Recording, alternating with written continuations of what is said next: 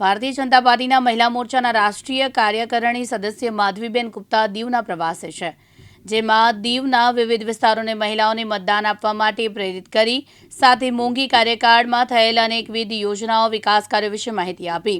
માધવીબેન સાથે જનસંપર્ક જનજાગૃતિ કાર્યક્રમમાં સંયોજક તરીકે હેમાક્ષીબેન, સંયોજક તરીકે જમનાબેન જોડાયા હતા અને સમગ્ર જનસંપર્ક દરમિયાન અમૃતાબેન, અશ્વિનીબેન અને હોદ્દેદારોએ કાર્યકરો સાથે તેમની સાથે જોડાયા હતા।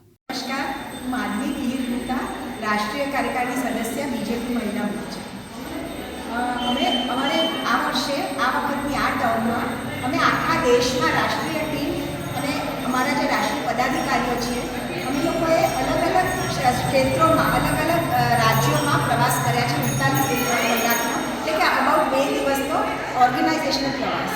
એ પ્રમાણે આ વખતે અમારો દીવ, દમણ અને દાદરા નગર હવેલીનો પ્રવાસ છે અને એમાં દીવ ક્ષેત્રમાં મારે આવવાનું થયું છે। અહીંયા આગળ અમે અલગ વિવિધ પ્રકારના પ્રોગ્રામ, આઉટરીચ, સંપર્ક પ્રોગ્રામ લીધા છે, જેમાં અમે ફર્સ્ટ ટાઈમ વોટર સાથે મુલાકાત કરી, પછી આપણા સેલ્ફ હેલ્પ ગ્રુપ જેને આપણે સખી મંડળ પણ કહીએ છીએ એની બહેનો સાથે મુલાકાત કરી, પછી આંગણવાડીની બહેનો સાથે મુલાકાત કરી, મંદિરમાં જઈને ભગવાનને આપણે એક મંદિરના દર્શન કર્યા। એના પછી અત્યારે બૂથનું સંમેલન જેવું લીધું। પછી કવિયત્રીઓ જે છે આપણા પ્રદેશમાંથી જે કવિતા લખવા માટે જેને કે લેખિકાઓ છે એની સાથેનો સંપર્ક કર્યો।